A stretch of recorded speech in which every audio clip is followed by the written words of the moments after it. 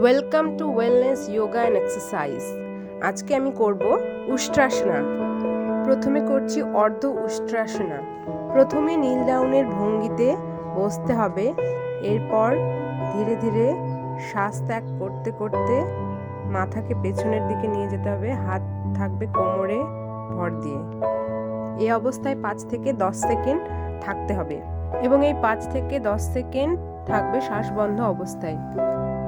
উষ্ট্রাসন করার আগে অর্ধ উষ্ট্রাসন করা হয় কোমর, পিঠ এবং ঘাড়কে ফ্লেক্সিবল করার জন্য, যাতে উষ্ট্রাসন করতে সুবিধা হয়। এরপরে শ্বাস গ্রহণ করতে করতে পুনরায় নীল ডাউনের ভঙ্গিতে আসতে হবে।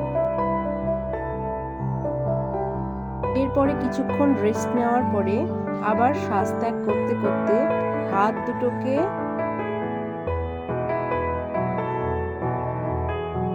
পেছনের দিকে নিয়ে গিয়ে গোড়ালি ধরতে হবে। 5 থেকে 10 সেকেন্ড এই অবস্থায় থাকতে হবে, শ্বাস বন্ধ থাকবে। কিছুক্ষণ রেস্ট নিয়ে 3 থেকে 4 বার উষ্ট্রাসন করলে এর ফল ভালো পাওয়া যায়। ব্রঙ্কাইটিস এবং অ্যাস্থমাতে উষ্ট্রাসনের চমৎকার উপকারিতা পাওয়া যায়। উচ্চতা বৃদ্ধিতে উষ্ট্রাসন খুব ভালো কাজে দেয়। বেলি ফ্যাট কমাতে উষ্ট্রাসন ওয়ান অফ দ্য বেস্ট আসন বলা যেতে পারে।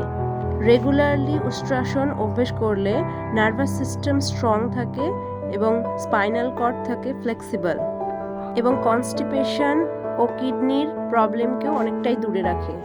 এরপরে ধীরে ধীরে শ্বাস গ্রহণ করতে করতে পুনরায় নীল ডাউনের পজিশনে আসতে হবে এবং তারপরে বজ্রাসনের পজিশনে বসতে হবে। অর্ধ উষ্ট্রাসনা এবং উষ্ট্রাসনা করার পরে এর বিপরীতমুখী এক্সারসাইজ অর্থাৎ চাইল্ড পোজ বা অর্ধকূর্মাসন করতে হয়। এতে গোটা বডিতে ব্লাড সার্কুলেশন খুব ভালোভাবে হয় এবং কোমর, ঘাড় এবং পিঠের মাসেলসগুলো ফ্লেক্সিবল হয়ে যায়। এই অবস্থায় 10 থেকে 12 সেকেন্ড থাকতে হবে।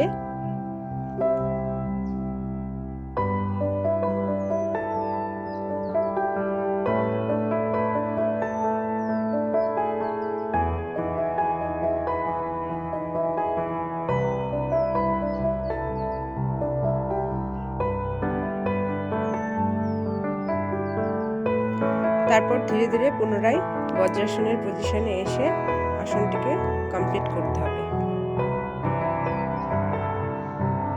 ভিডিওটি ভালো লাগলে এবং ইউজফুল মনে হলে ভিডিওটিকে লাইক, কমেন্ট এবং শেয়ার করবেন এবং চ্যানেলটিতে সাবস্ক্রাইব করতে ভুলবেন না যেন। দেখা হচ্ছে পরের ভিডিওতে। Stay healthy, happy and fit.